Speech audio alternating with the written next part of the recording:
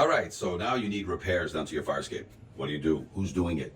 What's the recommended way to get this fire escape done? So there's going to be 5 steps. Step 1 is a pre-load test evaluation. And what is that? You had somebody go out, that's either an engineer, an architect, or others acceptable to the building official, and they generated a document, a report, okay, that says the fire escape has some major issues or minor issues. So they've walked the whole job. They've taken pictures of every bad area and concern on this fire escape. They've generated an action plan, and this is what an action plan is going to look like. So there's going to be plenty of photographs, 100 photographs, because this engineer, this architect, or this certified fire escaping guy is going to watch the vendors. Vendors can't watch themselves. And what are they going to work with? They're going to work with photographs, a report. Okay, and this report, this is the preload test evaluation. This is going to tell them some of the concerns you have on the fire escapes with photographs, so that they can create an action plan. And what that action plan, it starts with them going over all these photographs in a Zoom meeting. So before anybody goes to this site, we're going to talk about all the problems on this fire escape, right?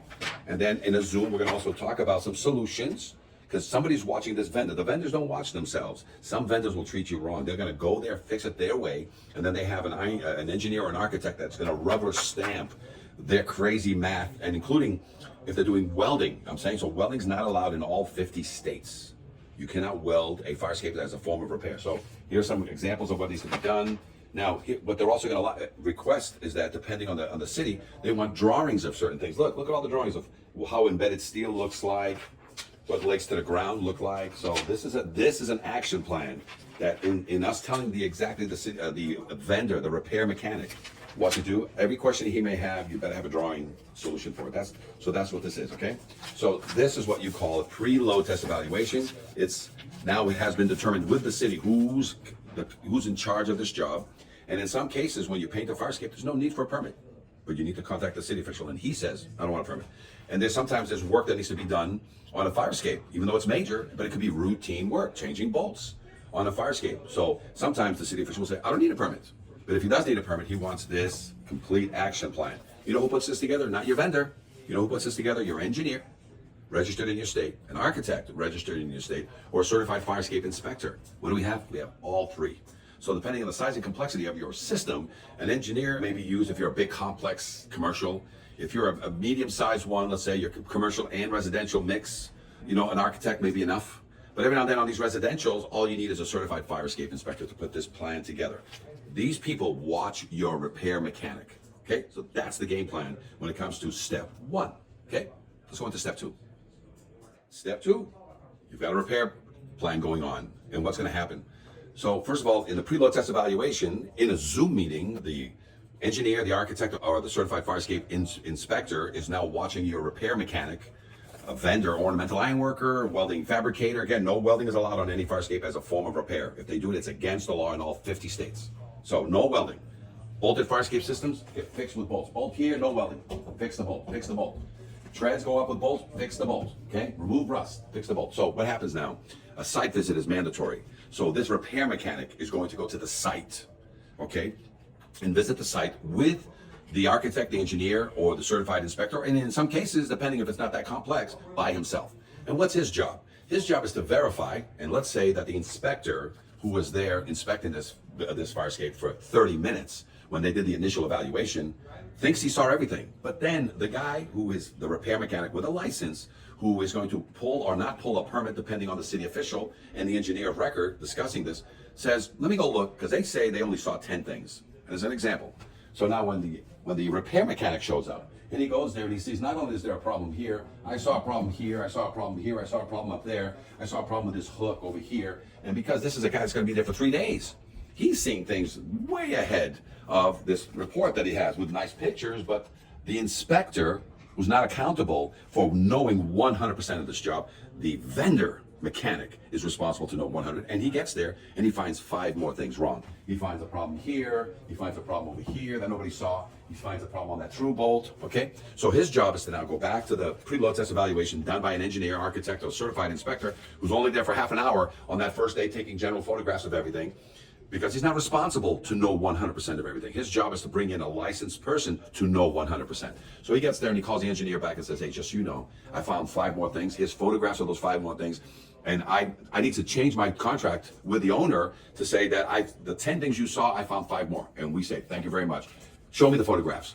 Now we agree that yes, 3 of them need to be added to the contract to make it 13, and 2, we don't care. We're willing to let that stay the way it is, okay? It's a nice recommendation from the site visit, but it's not required. As an example, so that allows us to interact with the repair mechanic. And then we say, okay, put it on your contract, write it out to the client that you're gonna do these 13 things, okay? So because of that, now we can give the client an actual hard number that comes from that repair mechanic, okay? The repair mechanic agrees with us that, there's 13 things, not 10. We agree that 2 more of those we're cool, don't add it to the contract. So that's us watching this job. He did a site visit. He understands all the logistics. Is there power? Is there water? Is there room? Is there space? Is there parking? Is there a bathroom nearby? All those things are the fire escape mechanic's problem. Okay, everybody agrees. And now we're going to be going on to step 3. Okay, because the site visit is what must be done. Photographs must be taken. Videos must be given. And there's an agreement between the inspector and the vendor, and then the client gets the proposal. Right. Step 3, monitoring work in progress. Okay, what's that mean? That means, depending on the size and complexity, the fire escape, when you show up there for the first visit, we're there with you. You know what I'm saying? So as they start getting prepared, they start breaking some bolts, and they start on day 1. You know what I'm saying? They get there in the morning, we'll be there in the afternoon. Why? Because some of the work that needs to be done, we got to verify that the work is being done to our standard on every tread, on every rail, on every gusset, on every bracket. You know what I'm saying? So when we go there, we see them starting to do this. They've got multiples of that to do. So once we agree that this is the way you're going to fix a bracket or the way you're going to fix a tread, that includes priming it before you reassemble it together, caulking it before you reassemble it, the silver bolt, which is the zinc bolt or the galvanized bolt that's going to go in it. We have to agree that this is the correct way because they got more of these to do, but that's the initial site visit. It's usually on the first day or within the first day of them starting so we can agree that they're doing the work in progress. In some cases, the work is minor and the contractor that we're using is already a very well qualified guy. Well, guess what? He shoots photographs or videos and sends it back to us to say, this is how I'm fixing the tread and this is how I'm doing. So sometimes when you have a qualified, certified fire escape mechanic, there's no need for us to do that site visit because you pay more to have us show up 3 to 5 times in the process of that job. In some cases, when we're working with a network partner that's already going to give you a 15-year warranty, guess what? A picture and a video is all we need here back at the office to say, yep, keep going, this is a great. Now at the very end, whether you have a 3 site visits or whether you do photos and videos all along, and then we do a final, we must visit the site and say, yes, on the final visit, everything looks good to us. So that's what you're gonna get. It's called VMO. VMO is when we use photographs and videos, vendor management oversight. VMO, or PMO is project management oversight, where we physically get on that fire escape 3 to 5 times or more as needed to get the size of this project completed and done to our standard so we can give you that guarantee and that warranty you're looking for. You're looking for a 15-year warranty, okay, on any restorations, and you're looking, and we can get that up to 25 if you want corrosion protection plan, and so that extends your 15-year warranty to 25 if we get to do a maintenance program every 1, 2, or 3 years. We get in there and we just check caulking, we check paint, and we stay on top. Now, the only thing you're not going to get covered in a warranty is the paint, which goes away average 5 to 7 years, sometimes 7 to 10 years. And cement. We don't cover cement because sadly, as your building moves around and shakes around, there's always going to be cracks of your building onto the steel. So we can't guarantee that, but we can guarantee every structural connection at minimum 15 years. It will pass inspection every 5 years during a 15-year, and you can extend it to 25, and we'll give you more details afterwards. Okay? So that's what vendor management oversight, watching these projects through photos, through videos, and or through what we call it actual site visits. Okay? So now let's get into step 4. Right. We're at step 4. Step 4 is all the structure's been done. We have site visits. We're following, this report, and everything is, and we're trying to get that 15, if not 25-year warranty on every structural connection. And now you're stuck with paint. Do you know that anything older than 1978 has lead-based primer on it?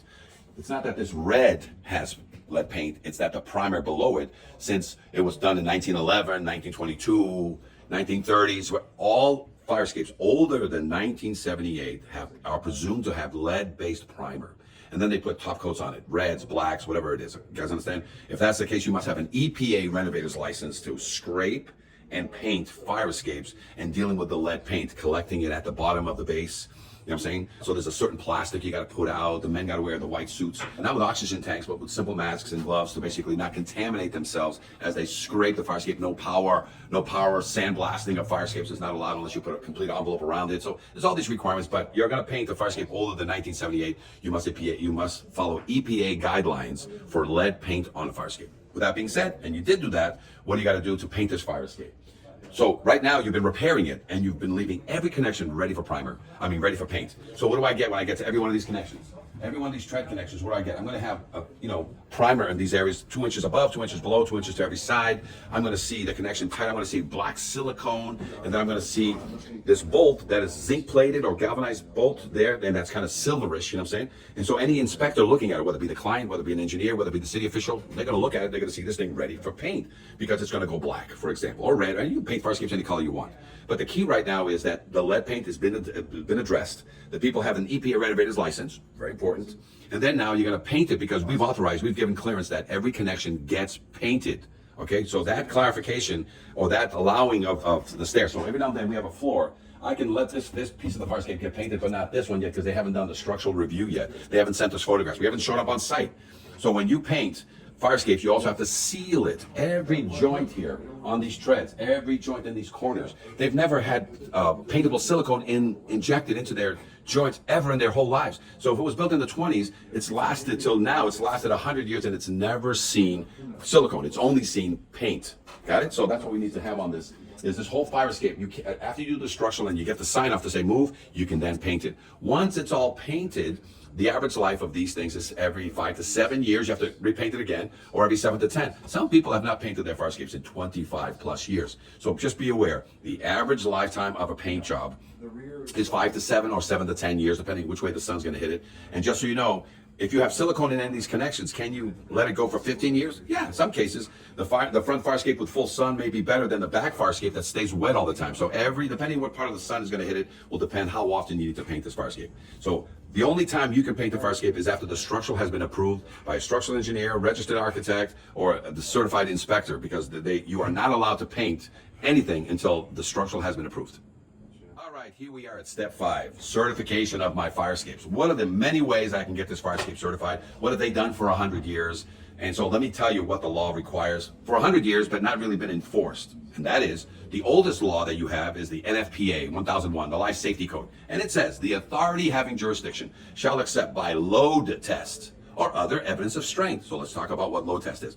I need to put 1,000 pounds, 2,000 pounds, 3,000 pounds at various parts of this farscapes over various times and create sort of a, hey, this is what happens when a similar evacuation. And what that means is that if I have a 5 by 5 platform here, 5 times 5 is 25 square feet, times 100 pounds per square foot equals 2,500 pounds. I gotta put sandbags, water bags on this part over here. I gotta put 2,500 pounds on this part over here, that one over there, this one over here, for a different period of time. We'll get into details on load testing afterwards, but just, that's what they want. They also mention other evidence of strength. Other evidence of strength is very simple because what? Can you eliminate the load test? You sure can. And what do they want you to do? They want you to say, hey, if I change all the bolts here, every single bolt gets changed here, everything, but not here. Everything stays the same. Because when I went there, it looked great. It was perfect. It was good. No rust inside. This is 75 to 125 years old, original, and this has all got rebuilt brand new because there's just a lot of rust there for whatever reason. Well, guess what? This one has other evidence of strength, no load test. This one, because it's original and it was in good order, as the pre-load test evaluation stated, you need to load test that. Why? Because it's 75 to 125 years old. Of course you have to load test it, because tenants are going to use it, firemen are going to use that, but what's this one got? This one has every connection that has been rebuilt. So that's what's called other evidence of strength. So let's say this staircase, I changed all the bolts, and that staircase, I didn't change all the bolts. Now what? That one needs load testing. This one doesn't need load testing because I changed some of the bolts. So what happens when you change all the bolts? All of these got changed, all of this got changed, all of that got changed, all of those got changed, all these connections here for the ladder got changed. No load test. For how long? For 15 to 25 years at the discretion of the engineer. So can I go 35 years on this? Sure. Because if all of a sudden the connections are going to stay tight for the next 25 years, I can put off the load testing requirement for the next 15, 25, and 35 years. It's all on the liability of the engineer and how long he would like, if he's watching this thing for its lifetime, and it's always been kept painted in the silicone after the full refurb, that's all silicone shut, he can basically put off load testing at the discretion of the engineer, 15, 25, 35 years, okay? Otherwise, what happens is when you have a fire escape where you have spot repairs, a load test. It's called an integrated load test. In some cases, depending how little you did for changing of the bolts, the whole thing's going to get load tested anyway. But in some cases, when it's 50-50, 75-25, they may just come in and only load test certain floors, certain brackets, certain treads that didn't get, and they kept the old bolts that are old rivets that are 75 to 125 years old. Is there any other option out there for me to get my fire escape certified? It's called an opinion affidavit. An opinion affidavit says, if we choose. There's only two people that can enforce whether or not this thing gets load tested. The engineer of record, his liability, whether or not he wants to use an opinion affidavit. And a lot of times when you have something brand new, you know what I'm saying, 25 to 50 years old, in excellent condition, in some cases you're going to get an opinion affidavit. And what's that opinion affidavit tell you? To the best of my information, knowledge, and belief, this farscape is ready for its intended use. But you will hold me harmless should an event occur on this because I didn't load test it. Because maybe you couldn't afford it, maybe there was other things going on, but the law says you must load test it. Yet for some reason, and that's been the norm for 50 to 75 years, there's all these people now giving you an opinion affidavit that says it looks good to me. But just, if we're going to give you an opinion affidavit that says it looks okay to me, for whatever reason, you're going to sign a disclaimer of liability. And that's going to say you're going to hold me harmless in case a tenant gets hurt on this, in case a vendor gets hurt on this, in case a fireman gets hurt on this, because we didn't load test it for whatever reason, they didn't have the money, they couldn't do it. Can we do an opinion affidavit, which has been the norm for 50 to 75 years? Yes. Can a city official neglect an opinion affidavit? Yes. And order a load test? Oh, you bet he can. Because it all depends. Because when we are done, we are sending a copy of this liability, disclaimer of liability letter to the owner, his insurance agent, who's insuring that building, will get a copy of that, so that the insurance company is aware that the owner signed something that says disclaimer of liability, and also to the city official. That way, should an event occur ever during a non-load tested farscape system over the next 5 years, one of these three people are going to hold us harmless, and we're not going to go to court. We're not going to pay the lawyers. Somebody else is going to pay the lawyers for us. That's called a disclaimer of liability. So those are the three possible ways to certify your farscape. Okay, the norm now on a lot of these 75 to 125-year-old systems, you must load test a farscape that is just repaired. Okay. You want to just fix a couple of bolts here and there? Full load test is coming. Why? It's in the law. Okay? Every law, every 1104 document IFC states farscapes must be examined and or tested. So get ready. That's been the new norm now, forever now, is that all farscapes must conclude in a load test unless you've taken your 75 to 125-year-old system and changed every bolt, every rivet, no rust in any connections, anywhere. You do that and you repaint it and you silicone shut it, no load testing for the next 15, 25, maybe 35 years. In writing, because it's right in the code. The authority having jurisdiction shall accept by load test or other evidence of strength. That code's been around since 1927 in the NFPA, Life Safety Code 101. So that's step